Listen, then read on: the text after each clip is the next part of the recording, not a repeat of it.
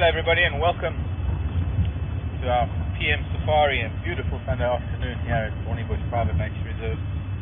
And we're still in the road.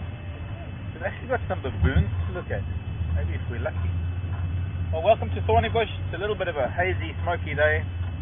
Bushfires to the east and the southeast where the smoke is coming from. My name is Mark and Becky is on camera.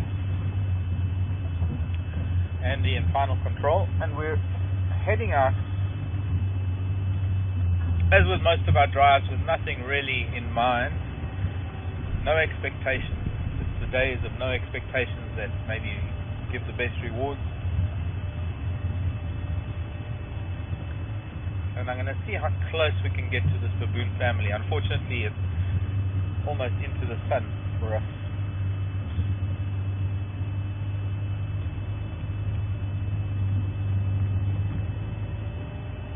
But these are our local baboons. These are the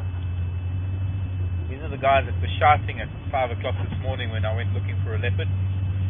Sadly didn't find her. Found her tracks on this road heading west when we were coming back from our drive.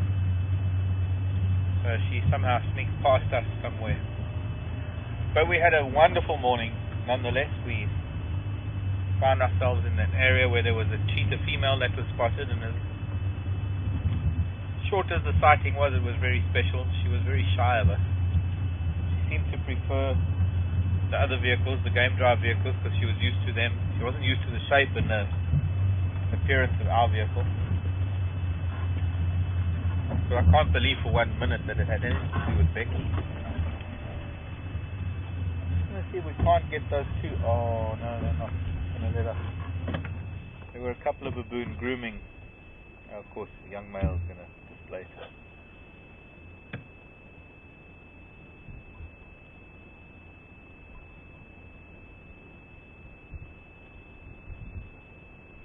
Getting at resin.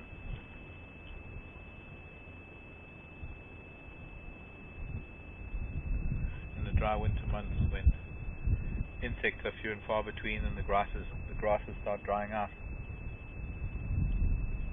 a number of the primates resort to feeding on the resin from some of the trees, and the acacias in particular have a very sweet resin. It's almost like chewing gum. In fact, it was the origins of our modern day chewing gum. Wrigley's wasn't the first. The acacias of Africa were the first. There were kids in Africa from our ancestors hundreds and hundreds of years ago that have been chewing gum acacia for many, many years. And you'll find even that the ingredient in a lot of products that are chewy, especially candies and things, you'll find the ingredient gum acacia or gum arabica even, which comes from acacias.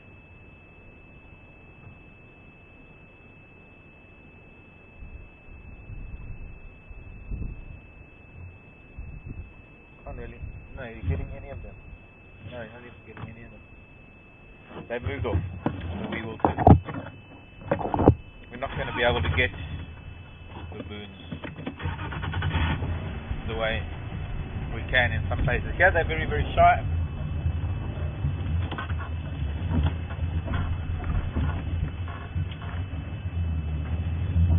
I don't need to really go further west because although leopards went that way and the baboons came from there, by the look of things, I'm not expecting us to have much signal further west. So what we want to do is we want to go back across the river, head up north, maybe follow up on that elephant herd that we were with today.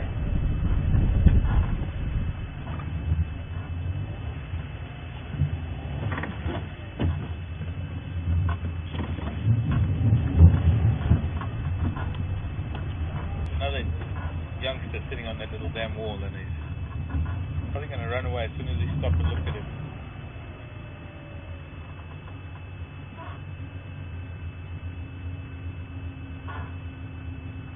Yeah. Very, very bold when you're not looking. So when you make eye contact, then they become intimidated, I guess. Years and years of conflict.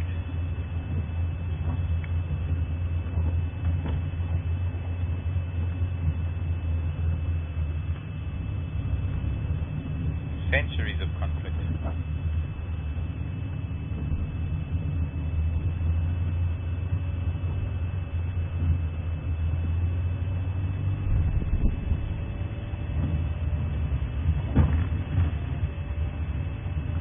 Brad, your radio is bad.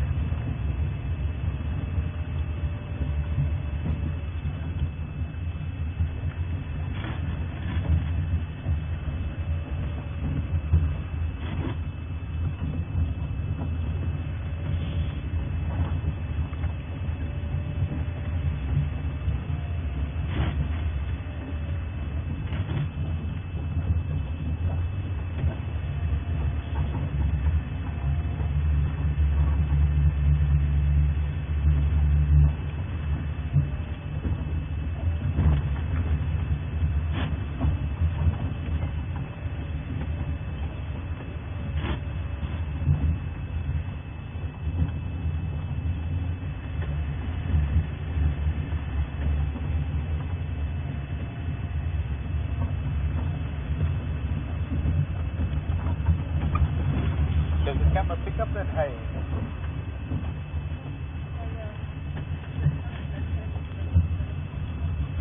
Well, I mean, usually the trees on the other side of the bank are quite clear. I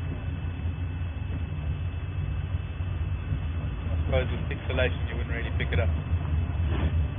Very hazy today. There's a lot of smoke drifting in from the Kruger, from what I believe are controlled burns in Kruger.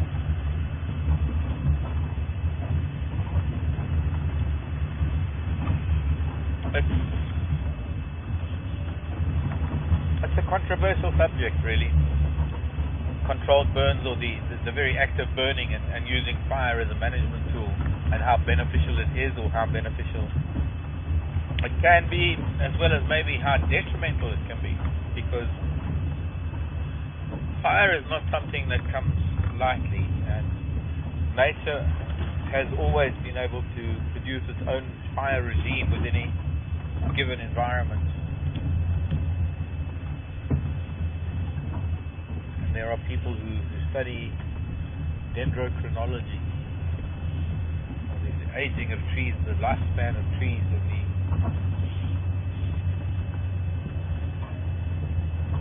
the changes in the tree's environment throughout its decades or centuries of living, based on a core sample taken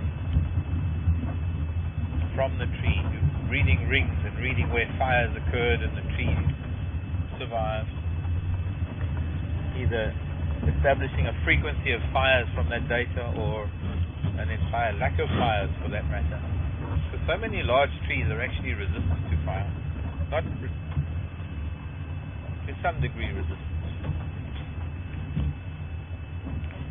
So I'm across the Thornybush River.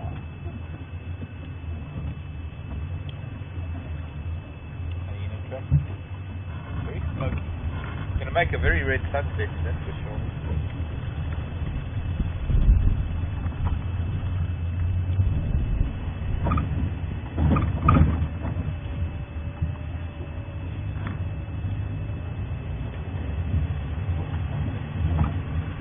Look, terrible stalk flying. Terrible stalk going into the pan. I wonder if that's the male coming in. We often see the female, so maybe it's prudent to go for a visit.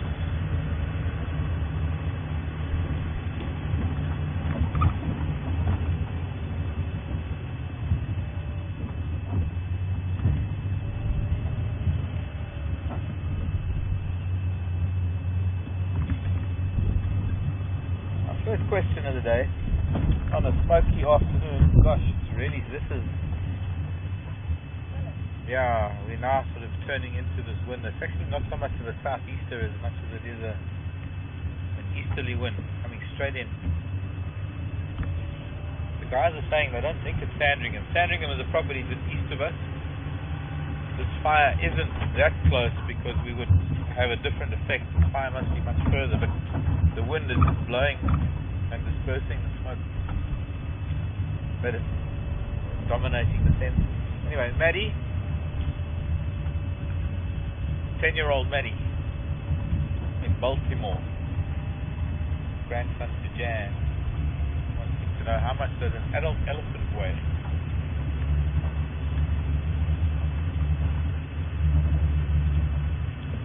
Well, for me, I would say it's up to about 7,000 kilograms.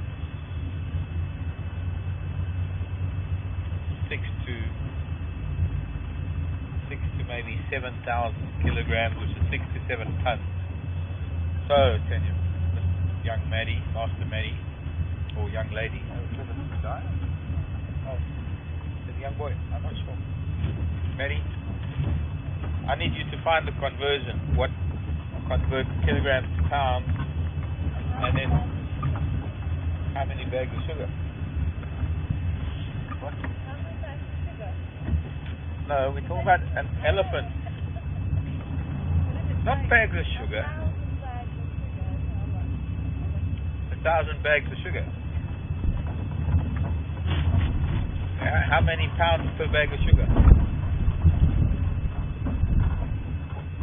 Quite nice, actually. Got some Impala, and the light is very, very different because of the smoke. In fact, we're going to be seeing some very unique lights this afternoon as the sun starts setting. With this kind of smoke, it's going to make very, very orange light. Let's see if these Impala will let us watch them while I chat a little bit.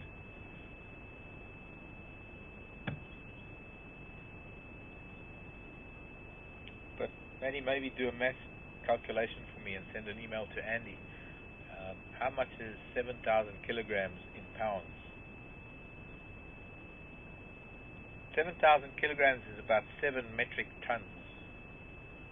No, there's actually no about it. It is exactly 7 tons, because 1,000 kilograms is a ton. You don't get 1,000 kilograms is about a ton. It is a ton. So it'd be interesting, since I don't have a calculator and I don't have the conversion factor, but sorry, radio making a noise in my ear. But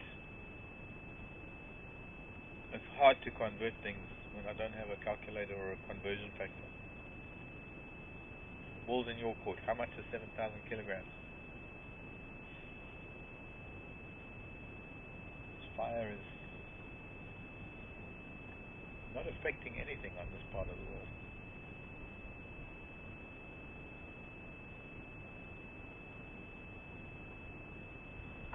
Bye-bye, Impala. And we can't see the stalk. Must be at that big pan at the back.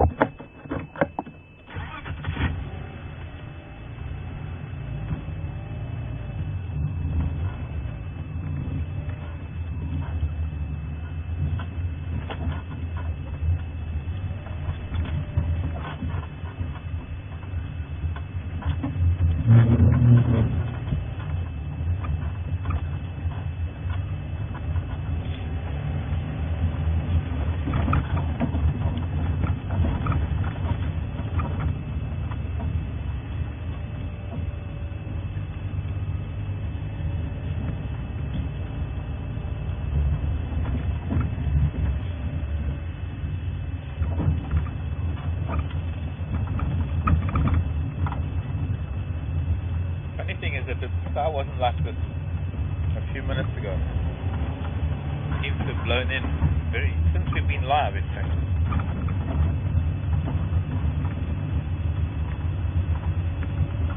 But when the animals start panicking, then we can start panicking. As long as they relax, they know it's far, far away.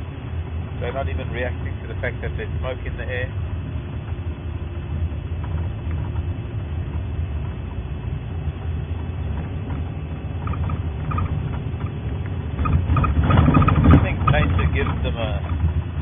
Nature gives them an instinctive knowledge of when fire is a danger. The same as when they see a lion or a leopard. They either react to it because they know it's hunting. Sorry, Nyala, did I mention the word hunting? He ran away. Or sometimes when lion have had a meal and they're walking through areas, and impala and giraffe and zebra, they see the lion full bellied, they don't even react to him or them. They pretty much ignore them because they know that there's very little chance that as long as you're watching them, they're not going to be able to hunt you, especially with full bellies.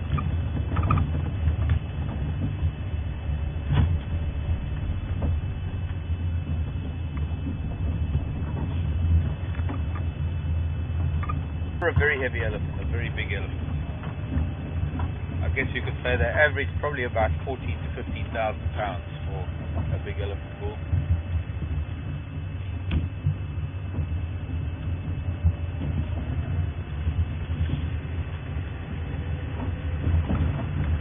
So maybe we better go and find a big elephant bull and measure him. I think we could.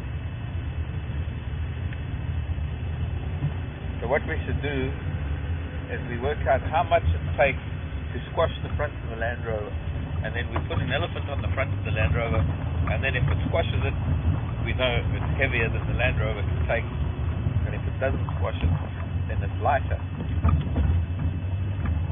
I think it's a good way of measuring it. Yeah, it's in theory, Vic. It's in theory.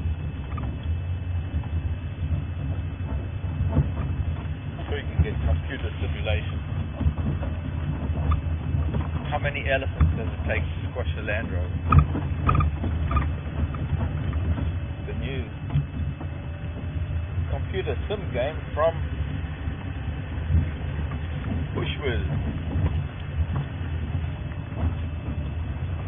Game for Africa.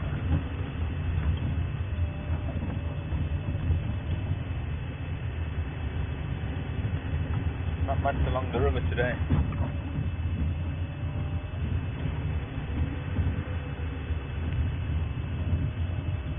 But thank you, Maddie. I hope I can find you some animals on this really smoky day. I get through this really rough road patch that's taking me forever to get past. And a tree that always bites us. Choose the antenna off, and Becky has to fight it with a stick so that it doesn't bite the antenna anymore.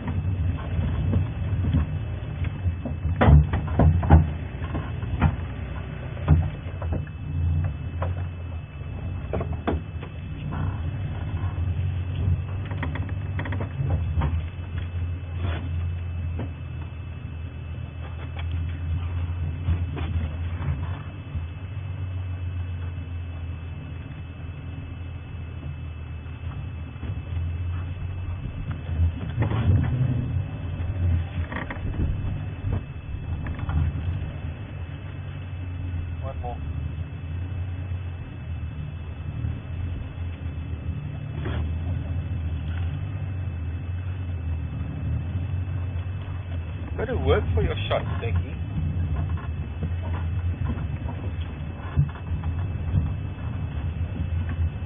Hard for my money.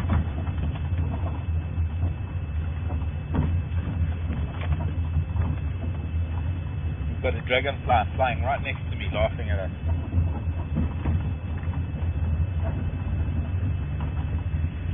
You poor two-dimensional creatures.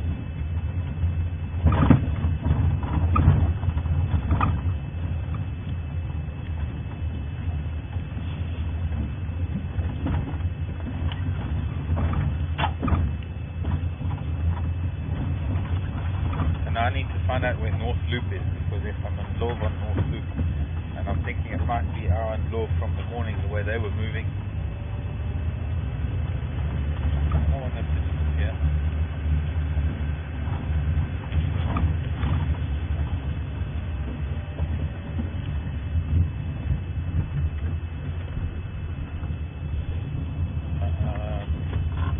Yes, no. No. Wait a little bit. Thanks, Andy.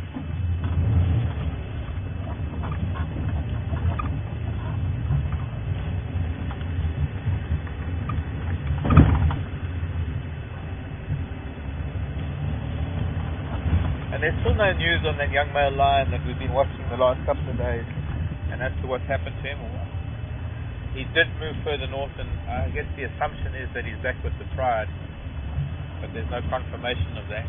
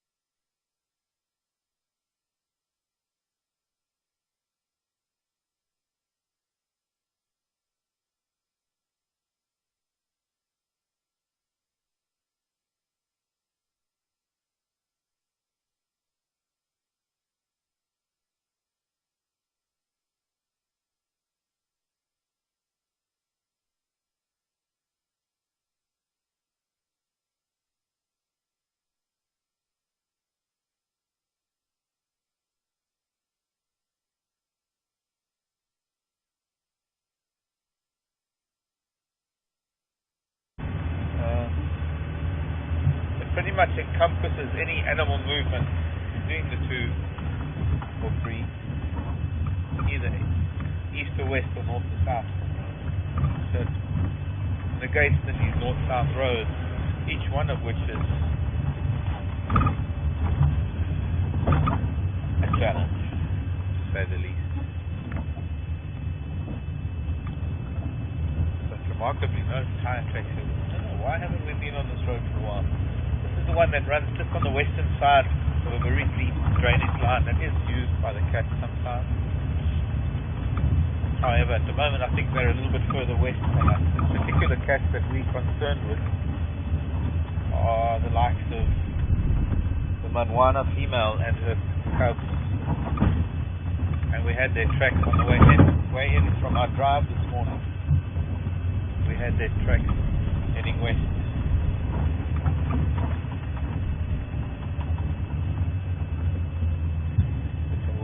Shortly.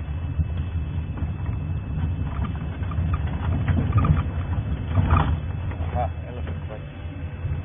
But they're not fresh.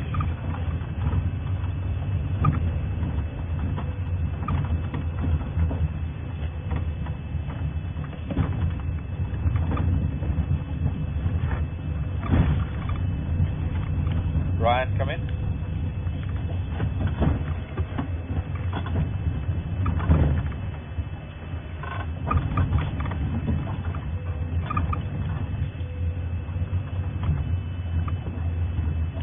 Mark, yeah.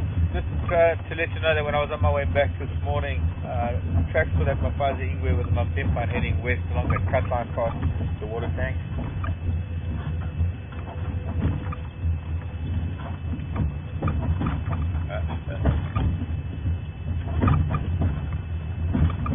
And he was following tracks down there this morning.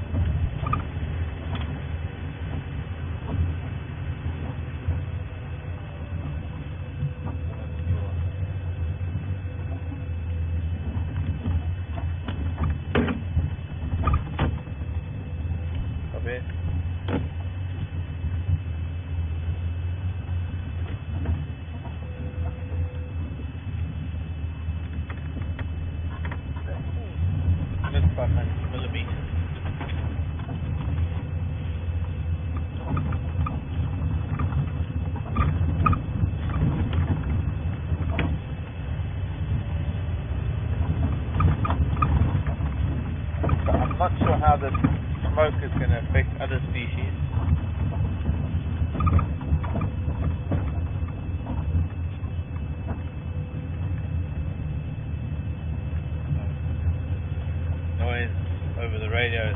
about buffalo this afternoon.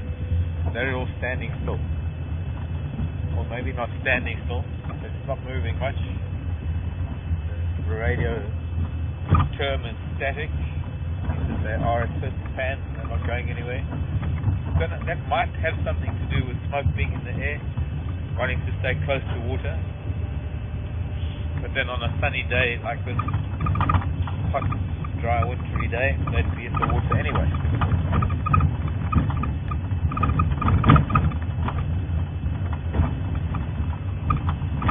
Most likely.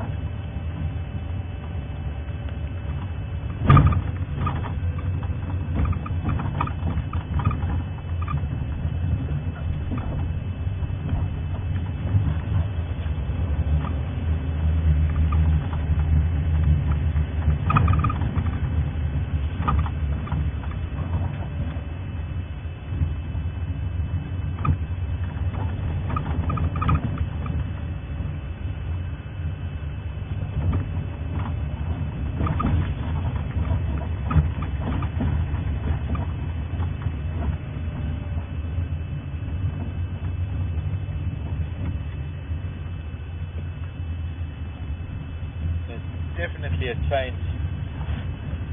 You're feeling it, Becky. There are no birds flying. Not hearing any birds singing. I think everybody's waiting to see what this fire is going to do. It's far away, but as much as I think that most animals are not really concerned with it, there does seem to be some effect that it's having on everything around us. It's almost like driving through a landscape with no life in it whatsoever. I haven't seen a squirrel, I haven't seen a bird. There's a butterfly, okay, there's a butterfly, life exists, and a dove, green pigeon, 2 green pigeons.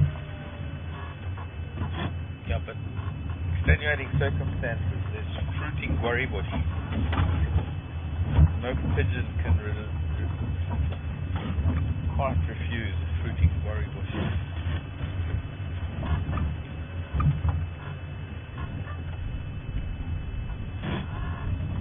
Nothing up Mungo 1 and nothing up Yalek. Calmly went. See, there were some elephants on Langwan Dam that were heading more or less to the east. And so coming up Mangwa, or rather Mungo 1, on the eastern side of the Mangwa Donga, I've established that they haven't crossed that yet. They haven't gone that far east. So they might have gone back to the river, actually. We're going to head back south again, and then we're going to head back down on the other side of this big drainage line and see if that's not maybe where the Ellies went. First I have to find some tracks.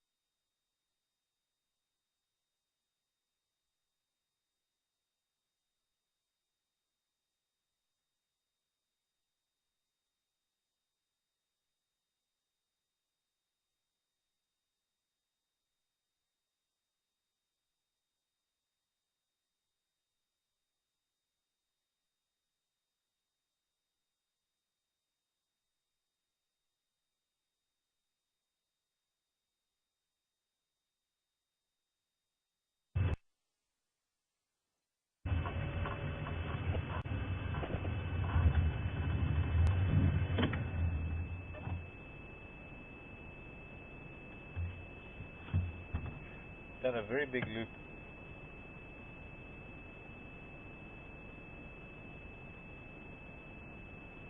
And I don't see their tracks coming out, so either they doubled back to the dam, which in which case we should go there anyway.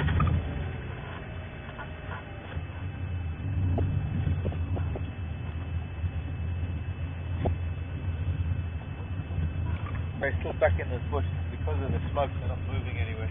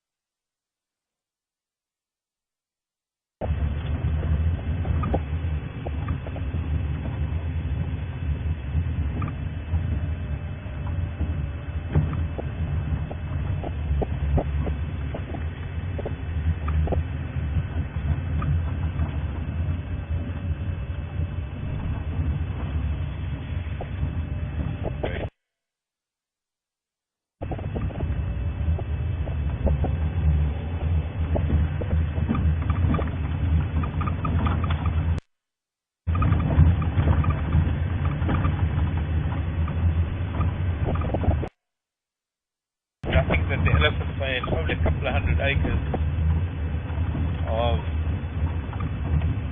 almost impenetrable bush.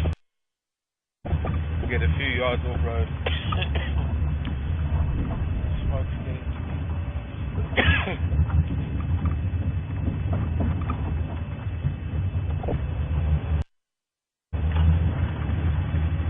There's a remote possibility that they managed to tricked me into thinking they crossed it when I saw them all standing on the road, and then they turned around and went back to the dam. So, just in case. Had to follow up on something else that was there near that very same dam. We're going back. Pulling back.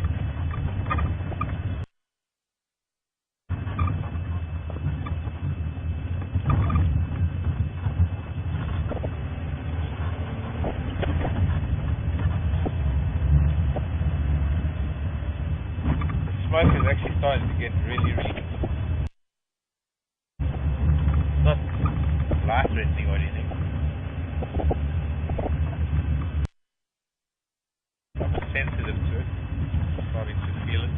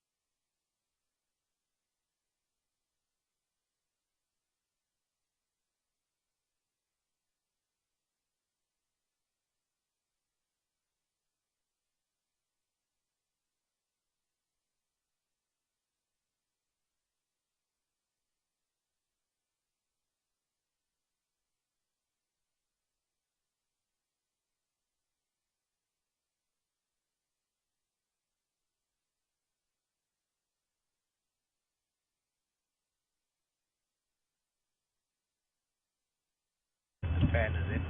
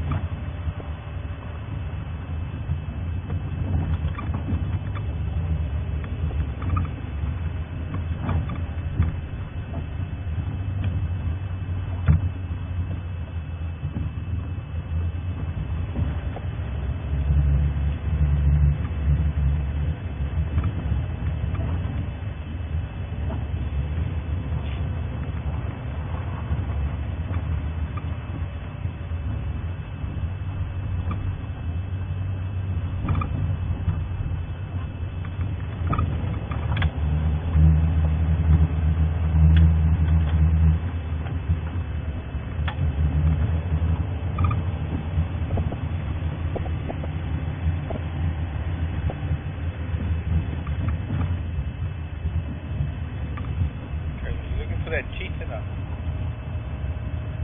You need to be. We need to be.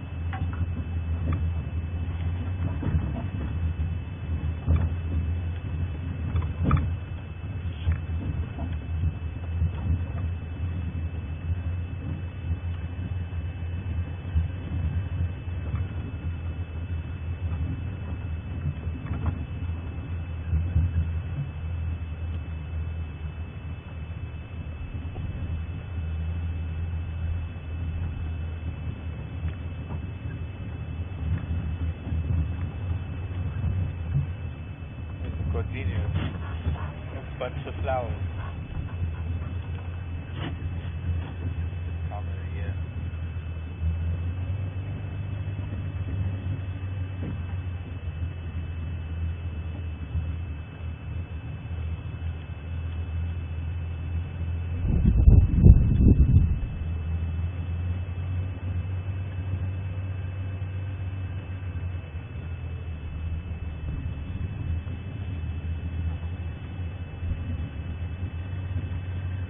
here somewhere.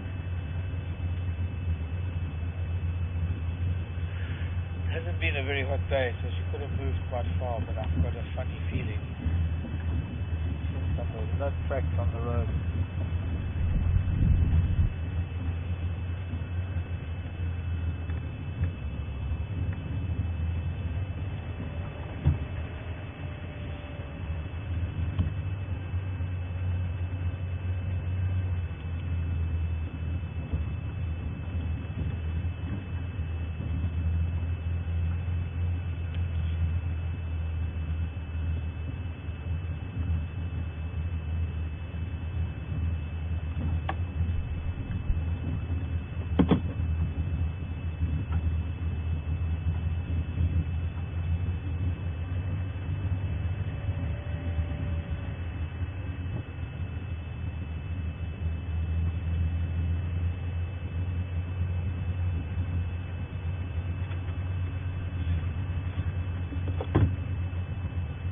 Copied most of that.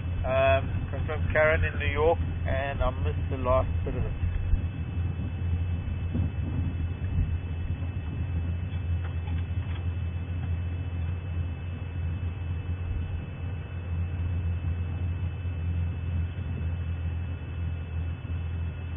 Rochester. See, I've known people from Rochester. Hello, Karen in Rochester, New York.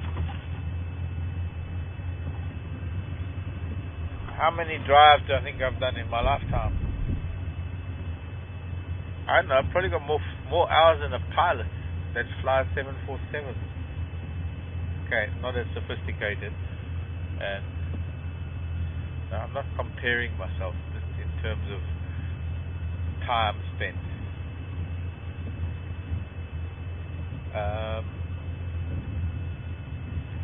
Where have I done these drives? Gosh, many different places, many different reserves, national parks, throughout southern and East Africa, drives, boat safaris, walking safaris. Because if I'm not behind the wheel of a vehicle, I'm behind the tiller of a boat, and most of the time I'm hopefully on foot. Right, we're going to turn around. I'm not seeing any sign of the seeker. She didn't come this way. She didn't touch on this road by the looks of things. Maybe someone's already been driving here and driven over her track. Cheetah, one of these things, he'll walk in a dead straight line, and if the car's driving on that line, it'll just obliterate her track. We're going to go back again.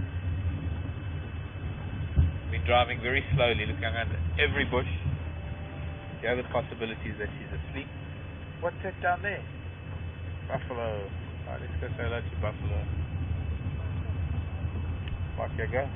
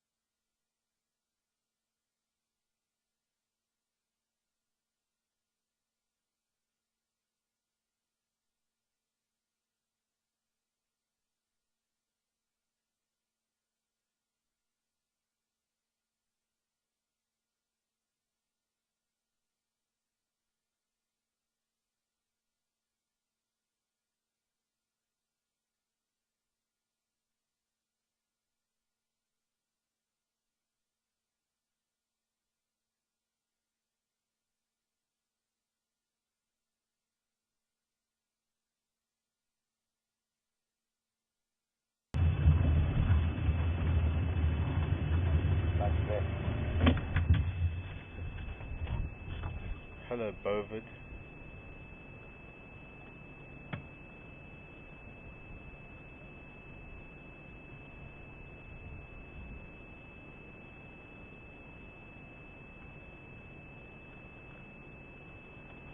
There we go. I was hoping he was going to do this. Thorns aside, they're poking him in the face. He's not feeling it, but he's getting a good rub with his horns.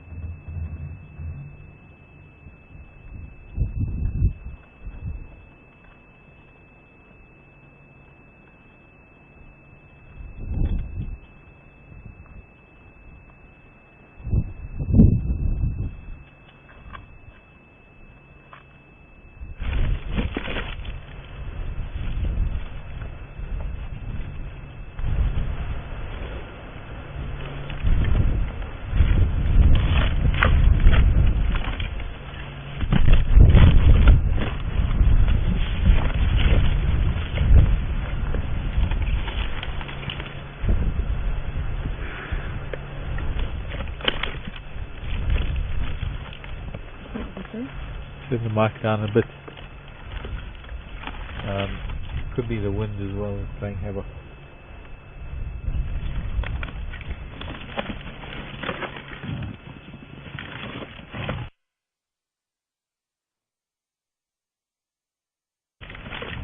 With those bulls at the back having a fight.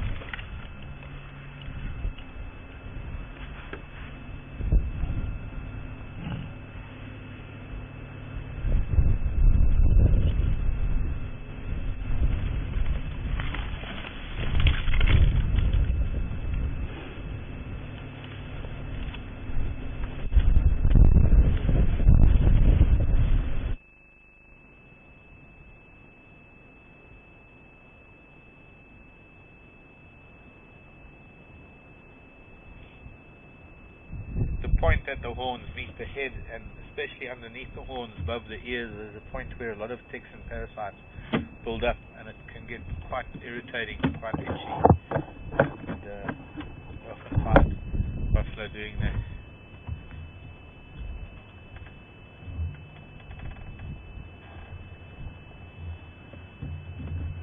Hi.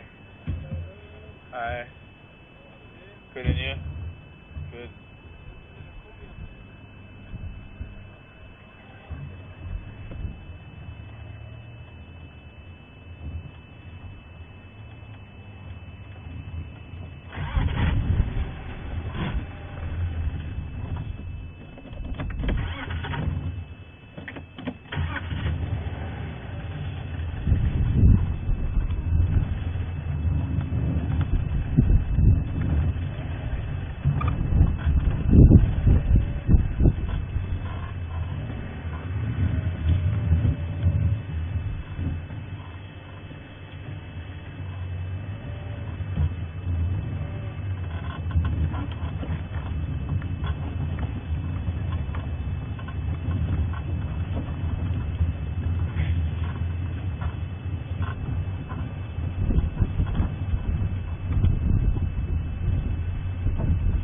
They're starting to bed down for the night. Probably a little bit early, but it's sort of a false light now because there's so much smoke in the air. But even in the few minutes that we've come past the herd, heading back north now, going past them again, many of them are now lying down. They're going to lie down and chew the cud for the rest of the night, and no longer have to go out there and select their food and feed on the grass. They can just lie down and get out of the cold wind and still process their food by chewing the cud. Mother and child.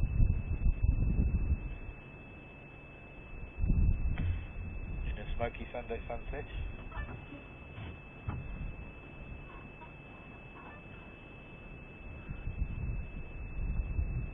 There's that big cow again with the very wide horns.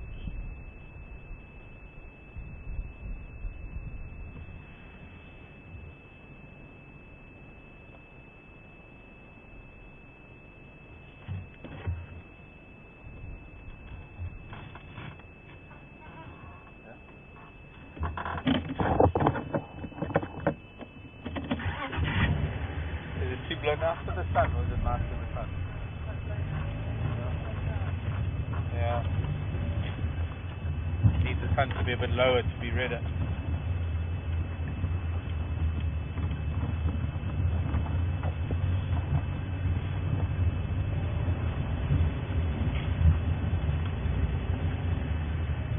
Bye, children. See you soon. Mind the cat. There's the little one drinking.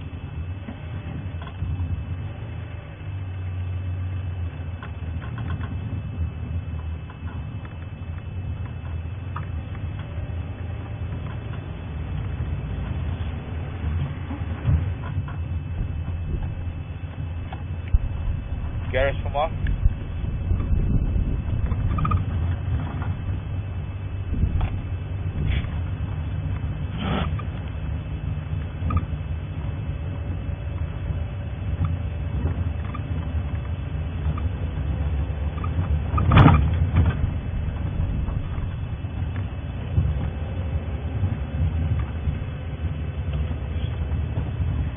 Okay.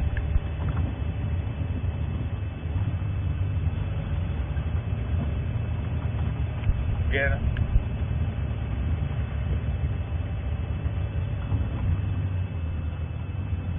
Oh. Oops.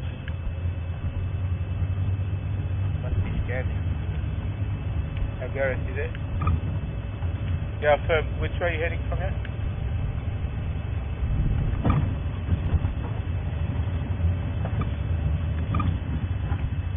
Now I'm blind to those animals.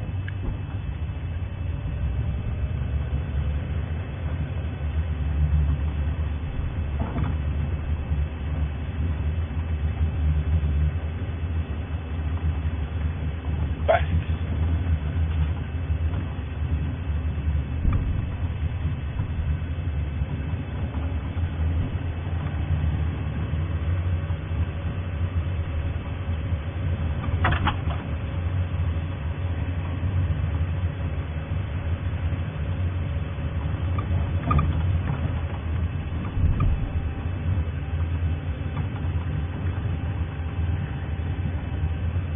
Okay, so let's think like a cheetah. She's been running around, she was feeding.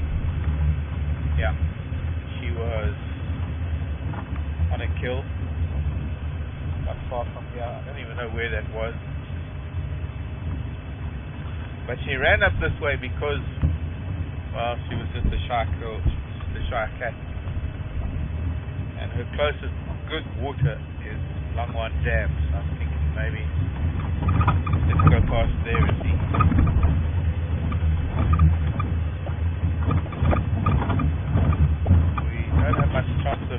We don't have any chance of catching up with the elephants because they've gone to the north.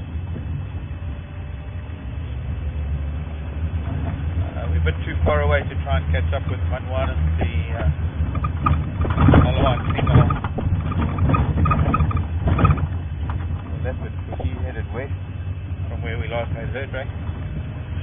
And the lion have gone north, and so we'll get out to the dam. We'll see what we can find there on the way home.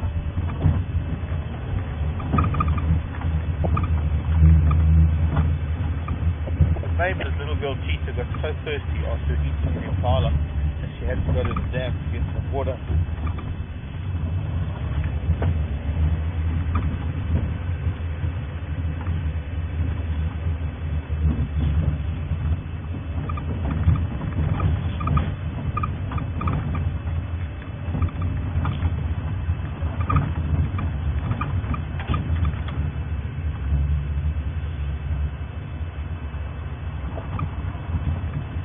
Strange day. Very strange. Such a lovely, hot, sunny day. And then all of a sudden, it's got smoky and cloudy. Well, not cloudy, but smoky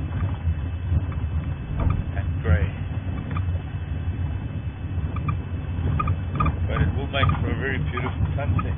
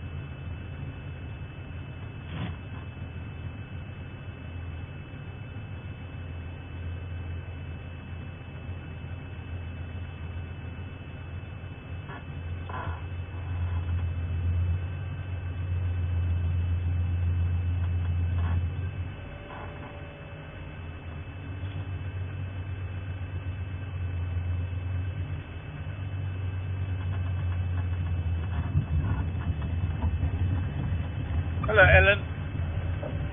Ellen in Arkansas. Referring to the cheetah sighting this morning, and maybe some of you weren't with us for the cheetah sighting, but what happened was, by the time we got here to view this cheetah, 7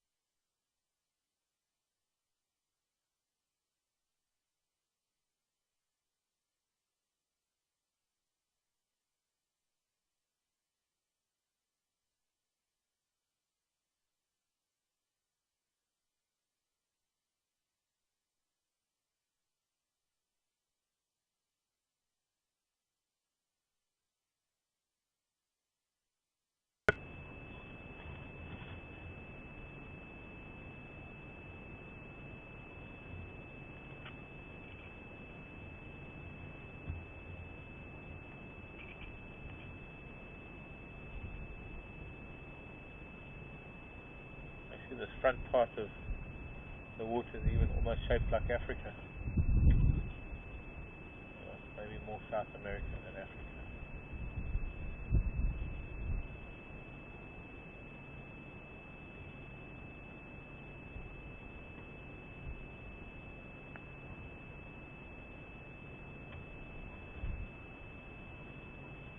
So they look quite nice.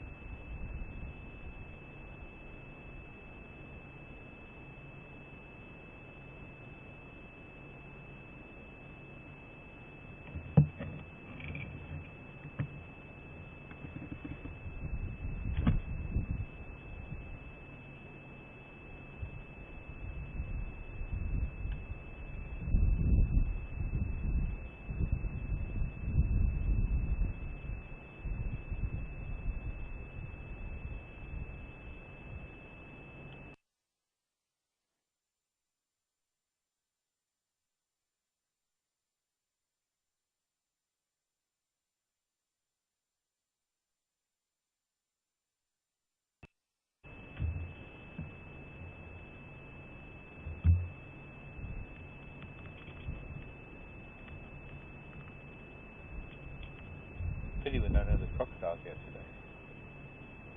Nice to have her eyes thinner than the sun strike.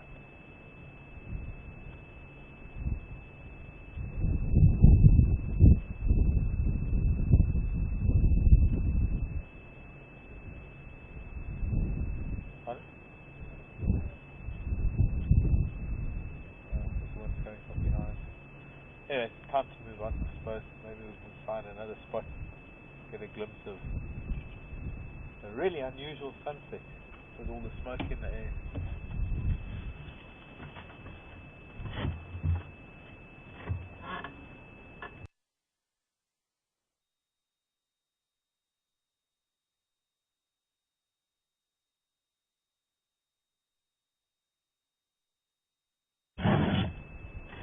You ready?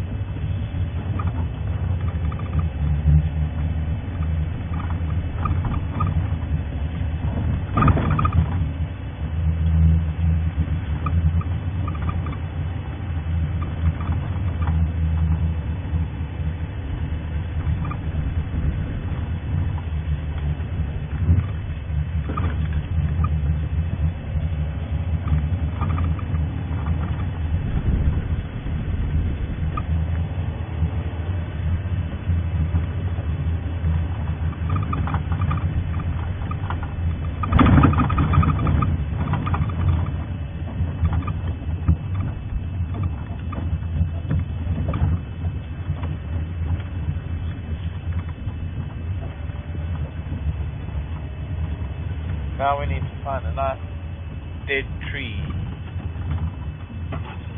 One of those skeletons sticking up at the sun. It's a rare occasion when we're going to have a really beautiful red sun. Oh, I'm sure there might be more fires throughout the dry season to make the sky like this, but maybe we'll be lucky.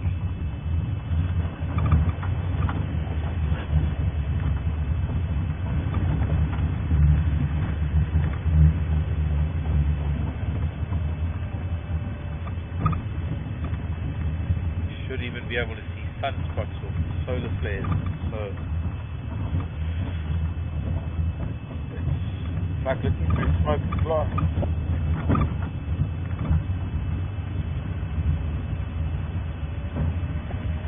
What is smoked glass? There's the smoke, here's the glass. Okay, that was corny, I know.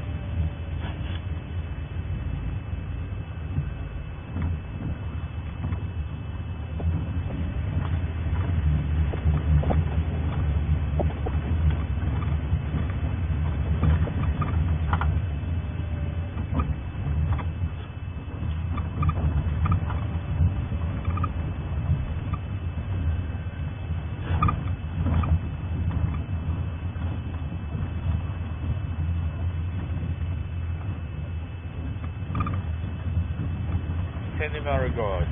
Guys are watching our young male lion. Kind of jealous.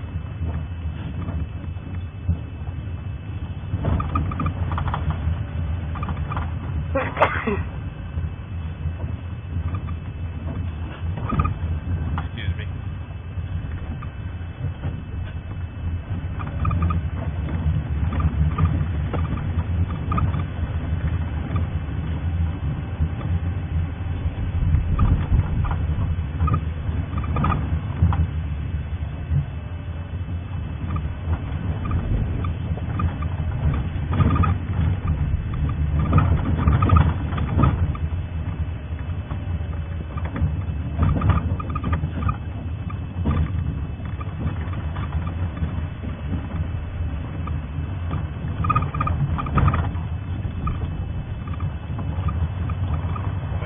Catch these cats coming up Central Cut now. By now. Who knows?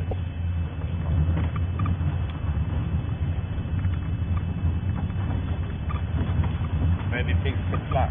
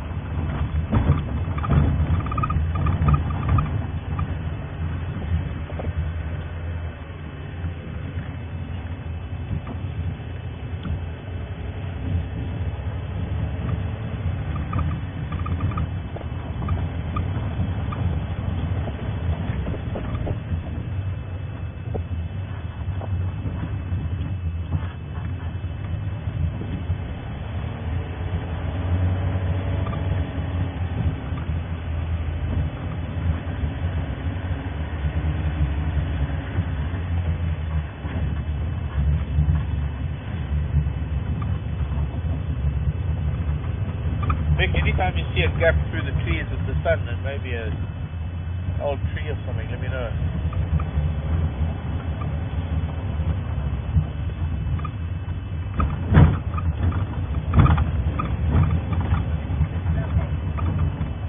No, but when it's lower then we're not going to see it. So now or never. When it's lower it'll be redder, but then we've got to be on a west slope. Or the top of a ridge.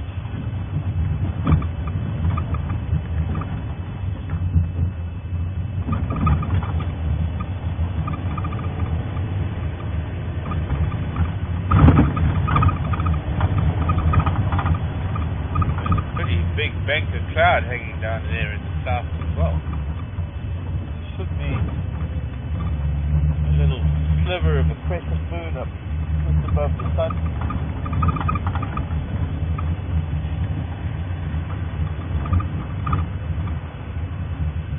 Maybe still too light to see.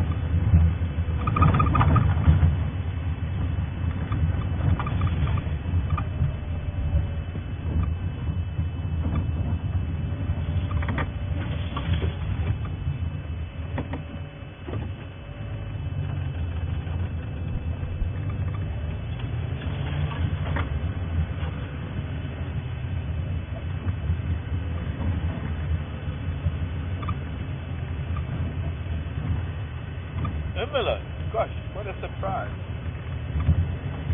Question from Ermelo. Such a surprise, I'm driving backwards.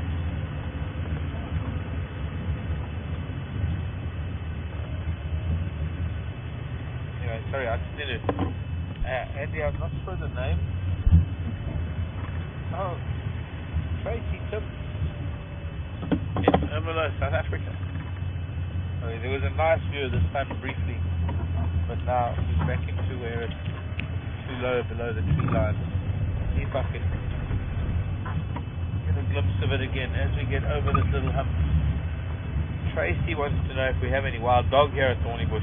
They come through, Tracy. They managed to get through the fences. I dare say they come in from the Timbavati. There was also a pack that we were monitoring a few years ago.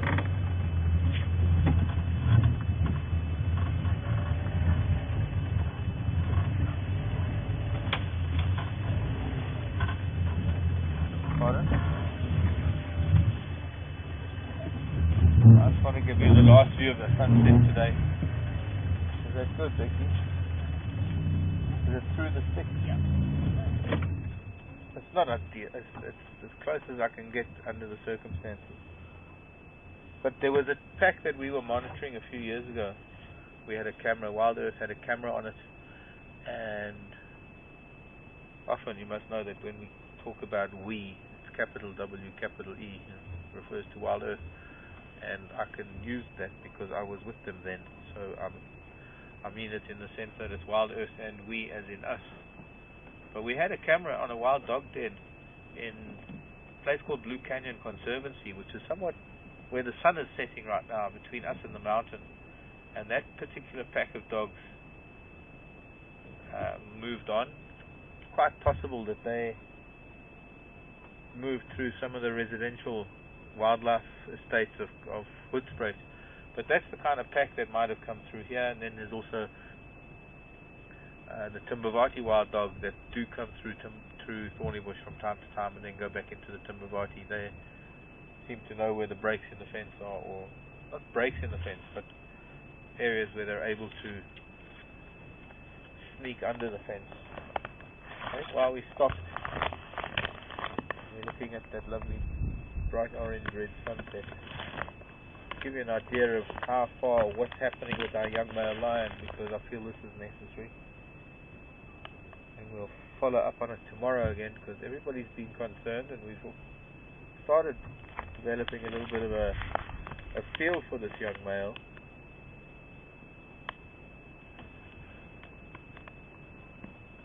When the sun's gone.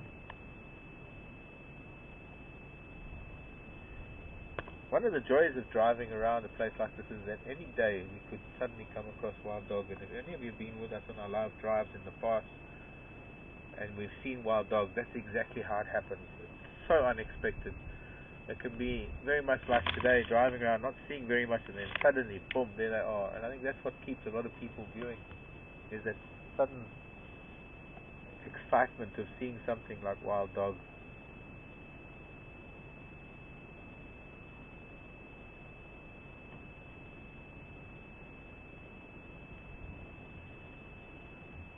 You want it to disappear? No, I'm a bit higher. I know. And that's when you want it to sink down on the side.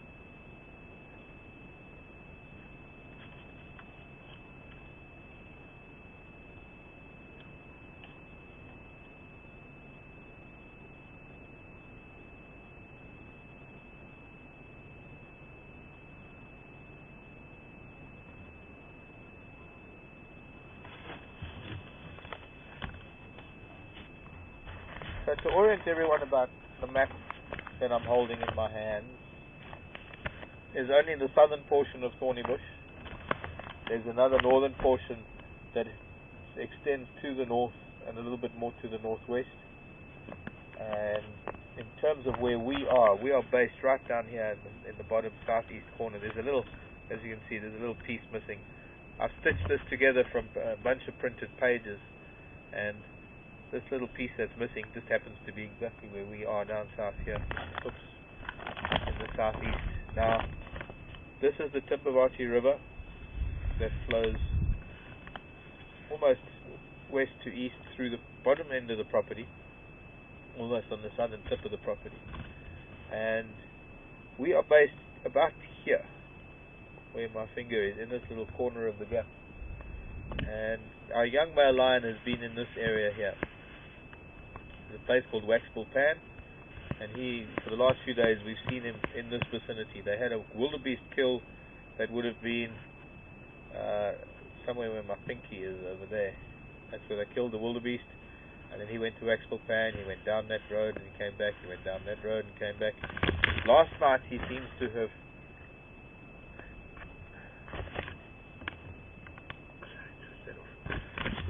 there were tracks of his going up and down this road, there were tracks of his going up and down that road, and there were tracks of his going up and down that road as well, and he has finally ended up, funnily enough, up over here.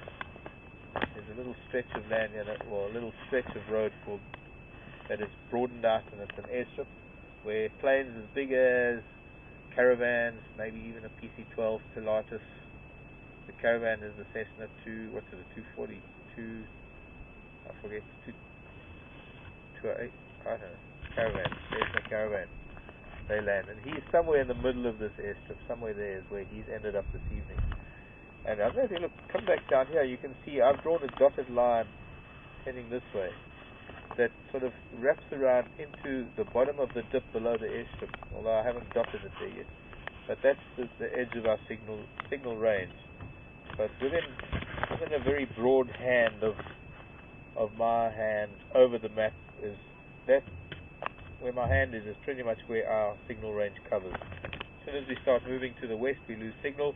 That's where the leopard has gone with the cubs. That's where some of the elephants are. The other elephants have moved further north. And at the moment, all we've got is smoke and the red sunset. and a wind picking up.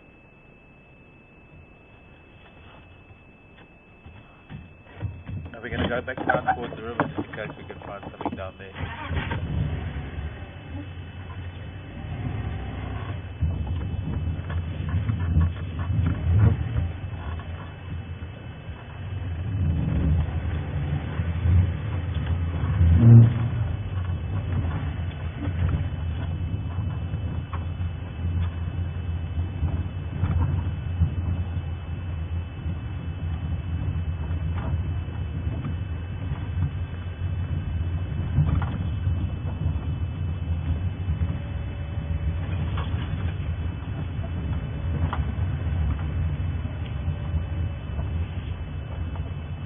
One thing about this weather, that it is possible that it could bring out some of the nocturnal species a little bit earlier, because it's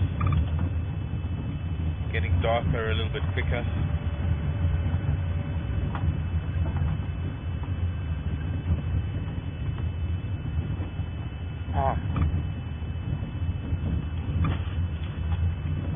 He's heading down south of the airstrip now, so he's coming back towards, what's that? Something in the road. Could that be a bandit mongoose? Yeah, another one. All running towards us. Oh no, they're running away. Hello? Yo, children. And they're so petrified of us. Thought if I made a funny noise they might stop, but they didn't. They have a distance that they feel safe at, and that's their distance, almost 100 yards.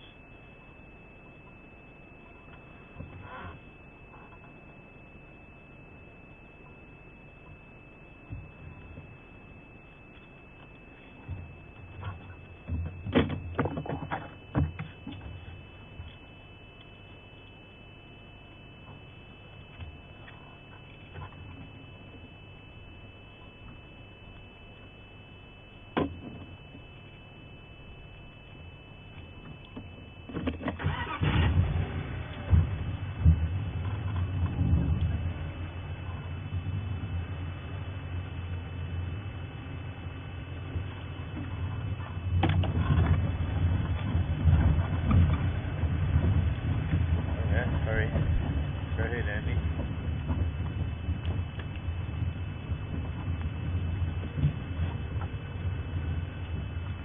Oh, interesting question.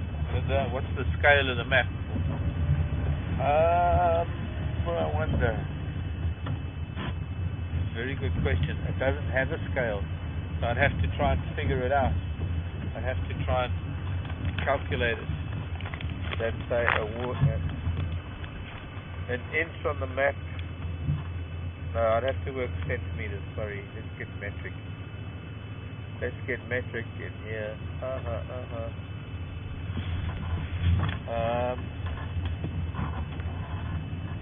I know what I can do, Linda. I'll find out for you, because I've got a Google Maps overlay for this map, and I'll try and access that. Andy, if you are, well, you should be in Google Mail. There should be a Google Doc that's got the Google overlay. There might be a figure there. It might be 1 in 20,000. I'm not sure. I'm really not sure, Linda. Very good question.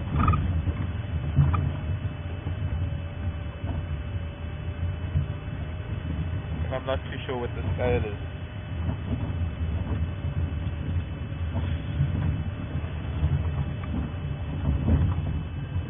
One centimeter on the map is approximately, could it be about 100 meters, maybe? No, not that big. Not that big. So no, I'll see if I can figure it out. Get my brain to work.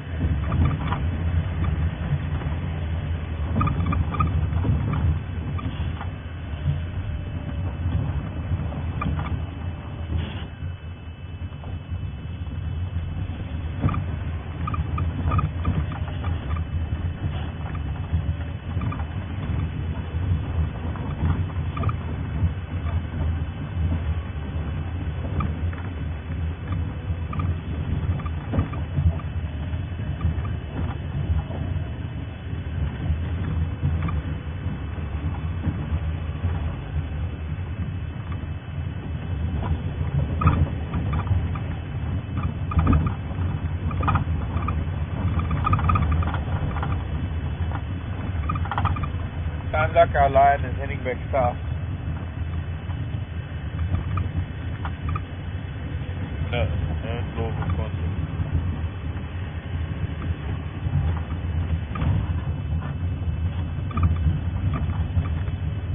Now we're back on the river, almost on the river. We're on the road that runs parallel to the river, just on the northern bank. See if anybody's been crossing over.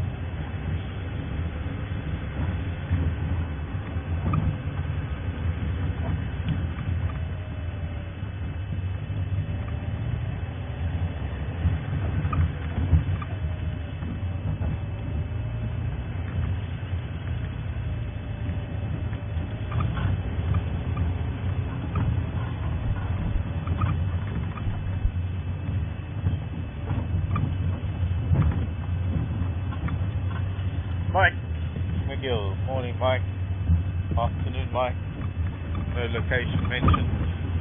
What's wrong with this lion that we mentioned? Nothing really wrong with him. He's actually a magnificent young male. Nothing wrong, but what there's a question mark as to what the future holds for him, because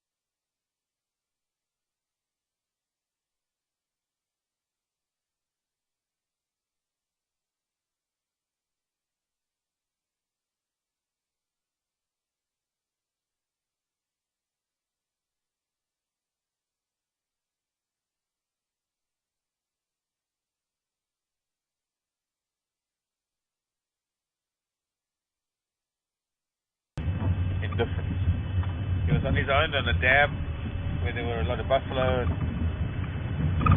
some other animals. He didn't make any attempt at hunting or anything. He's in great health. He's in fantastic health. Good muscle tone. Now last night he was walking up and down calling again, and it would appear that the rest of the pride are ignoring him once again. And so he was found this evening, only a short while ago. Excuse me. He was found on one of the main airstrips that flies guests into Thornybush Game Reserve. And it's just a little bit too far north for us to see him. But he is heading south, so maybe if we're lucky tomorrow morning, we should be able to catch up with him if he comes further south. Pardon?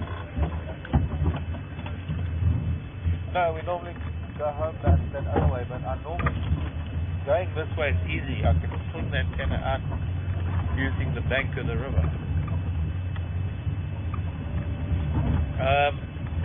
And so what we're trying to do is we're trying to follow him, and we're trying to ascertain whether this is the moment that a young male leaves the pride. And for some people who only visit us and watch our channel for a little while, it doesn't really make any sense to them, or they might see a lion or they might not. But there are some people, there are a lot of people I might add, who are following us and they're with us every day, and it becomes a saga. It becomes this wonderful insight into the lives of a particular pride of lions, as we are trying to do with elephant and leopard and any other animals. We've got a baby wildebeest that we're following as well. His name's Billy, but he's not a wildebeest, he's a wildebeest. Billy the wildebeest. And so, although we haven't given him a name, this young male lion is going through quite a tough period. Like his manhood, he's going through his ritual of becoming a king, as it were.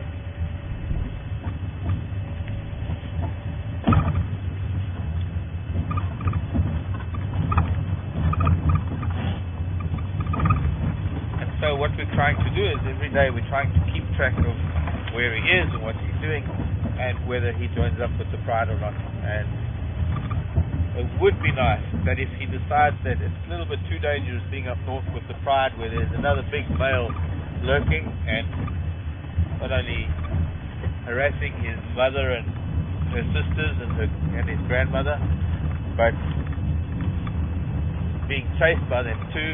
And who knows what might happen there, but basically that big male would possibly give him a hiding, as he probably has done, especially since this young male is sporting a few new scars. For me personally, it's a very exciting time, even though we don't see him every day, and that we only see him for brief moments when we do see him in the morning and afternoon drives. It's sufficient to keep track of him, and the more we see him, the more we're seeing his habits and his character come out. And it would really, really be nice if we could just see what happens to him. Maybe he's going to come back south and he's going to try and build up his strength and his confidence down here. Who knows, maybe a wandering nomadic group of sub-adults might come through and he'll start a new pride with them, if they're female. There's so many possibilities, and none of us will really know, because there's only one. In fact, not even he knows, so nobody knows. Not even the Creator knows what is in store. But the unknown, and persevering until we can uncover the unknown, until we can discover what it is all about. We'll be watching him every day.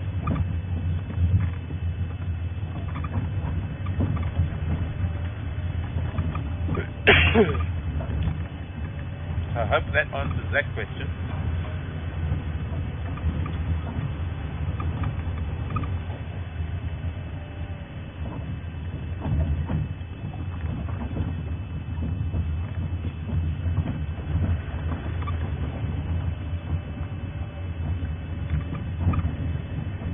That's quite a pretty sky. Let's see if we can just angle the car, the Landy. little bit down here in the riverbed. Try and get a little bit of the color of that sky.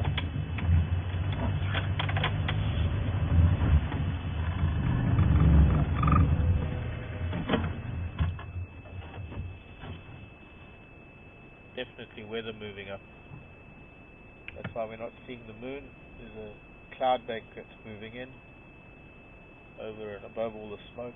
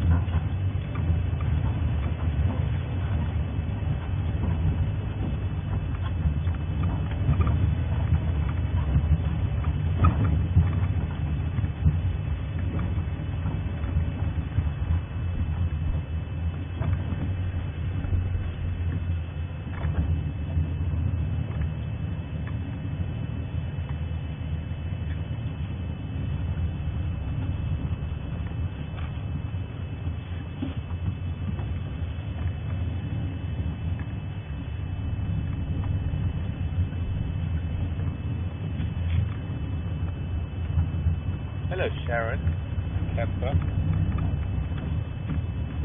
Florida. Sharon has just learned that the early tusks are actually teeth and wants to know if, when they start growing, is it as uncomfortable for them as it is for babies? Well, yes, when they're teething as youngsters, yes, but their tusks only start growing after the age of 2 or 3, and maybe yes, initially they probably go through the same teething problems we do. When you imagine the tusks are the incisors, the two front teeth, the incisors of an elephant, and with a lot more nerves and a lot more, I suppose, a lot more sensitivity. So I'm sure they go through very similar teething problems from about the age of 1.5 to 3. And then who knows, maybe even for the rest of their lives while their tusks are growing. I know that elephant bulls go through problems. They have the equivalent of teething problems almost every year. They come into must, and their temporal glands start swelling and their testosterone levels increase.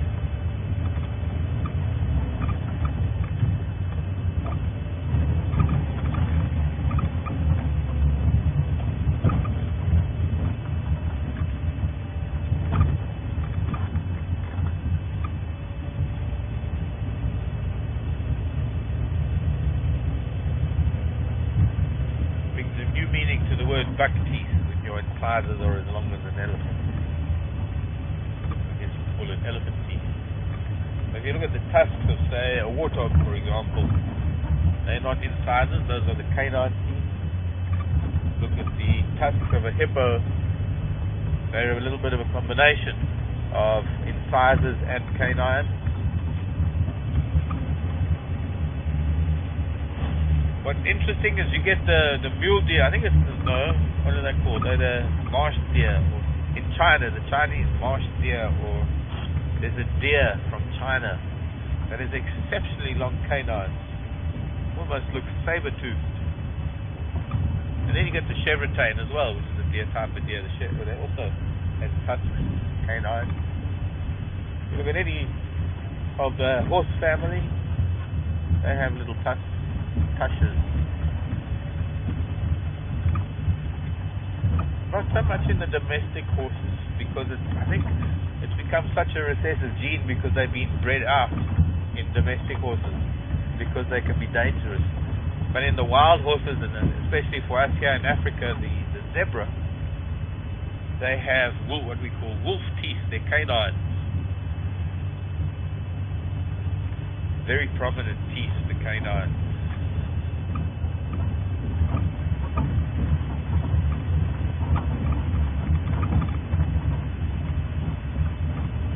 In horses, or males, only in the males.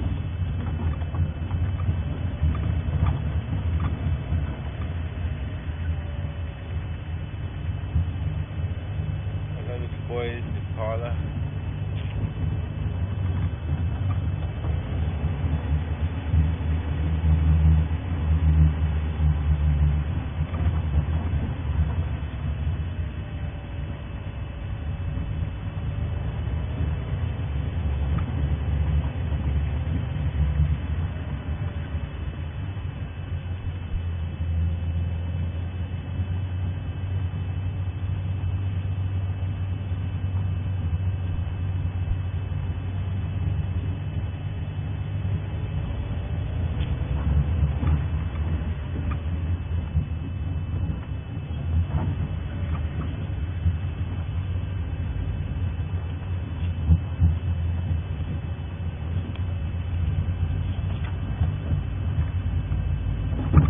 Hello, Linda. Pepperbird. Okay, I can remember all of this now. The young male lion that's calling. Gosh, just in talking, just in saying hello, I forget everything that you've asked. But see if I can remember this. Maybe Andy can repeat it to me slowly, then I can repeat it loud, then everyone else knows. But I can't repeat it verbatim. Quite an extended question about why it is that he's calling and the emotional response of him or the pride. Linda, unfortunately,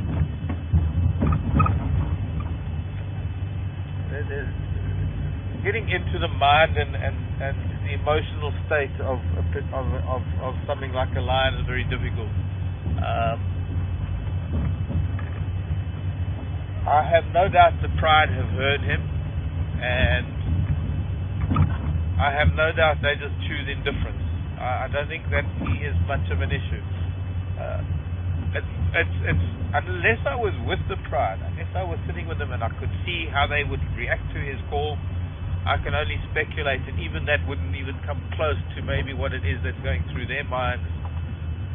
They might be ignoring him, they might not just be answering, they might not be answering for a specific reason, but unfortunately there's no way of knowing exactly what their motivation is. There's no way of knowing what their emotional state is regarding that. As far as he is concerned, yes, I'm sure there is some emotion going through him in that he is not being answered. But it is not something like a lost 5-year-old sitting at Walt Disney World or whatever you call it, screaming his lungs out because he's lost his mommy. It's nothing close to that kind of emotional trauma. He's a young male. He's been around for a few years. He's about to become adult.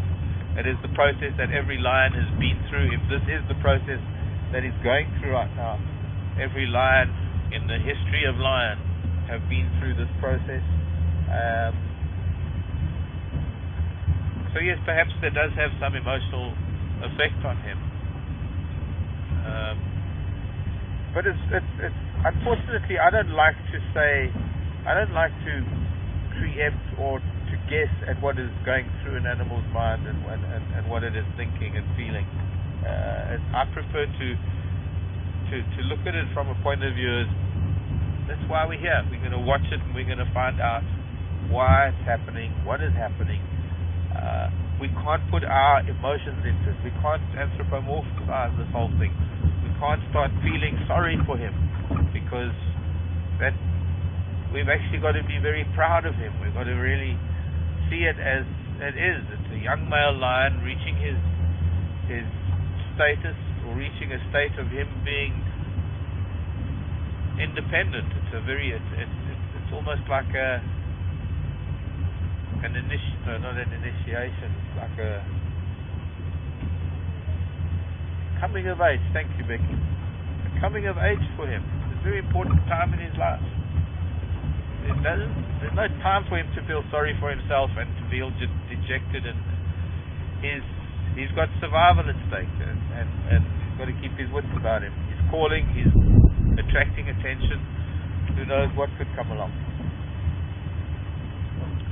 Well, I do need to look at that question when I get back to camp, because I don't think I've answered it fully, but I don't think I can. It's something I think I find very difficult to do when I get asked questions about the mind and the emotional state, or what animals are thinking, or what they plan on doing. We're talking about behavioral things that are as individual to each lion as they are to us as human beings, and there's no way of really getting into another person's head to know what they plan on doing or how they're going to react in different circumstances.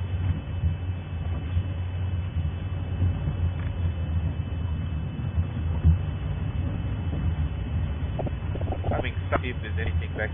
The trees, they haven't even stopped because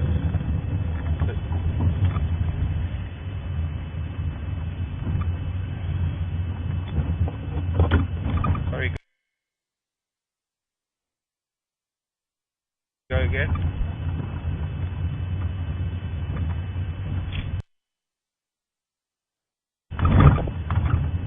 But I did get a glimpse of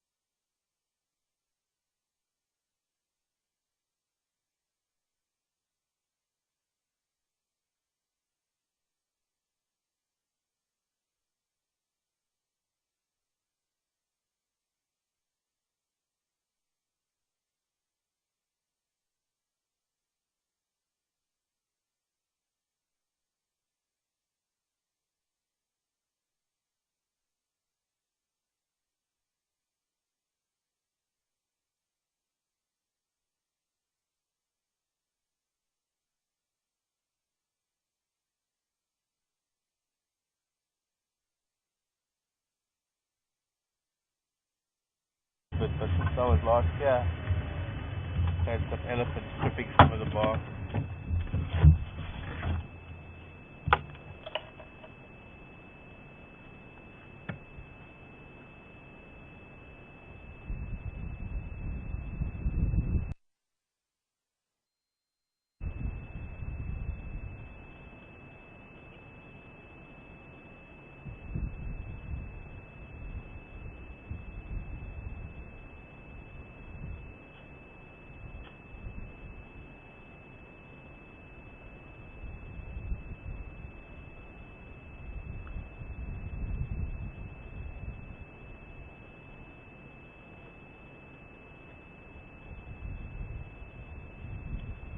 Unfortunately, it's a little bit dry because it was stripped.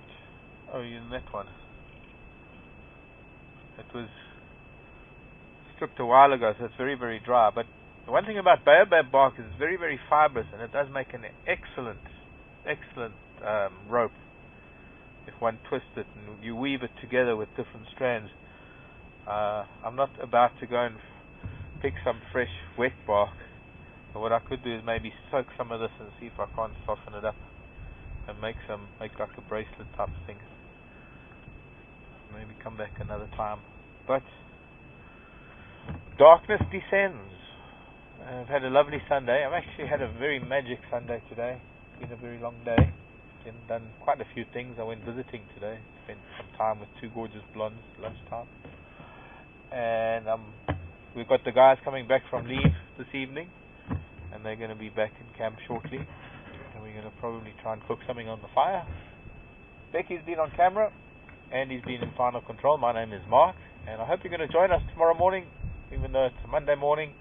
And for those of you who are with us for the weekend, well, you might still be able to on your Sunday night, but other than that, we'll see you next weekend. Thank you for joining us. Bye-bye, everybody.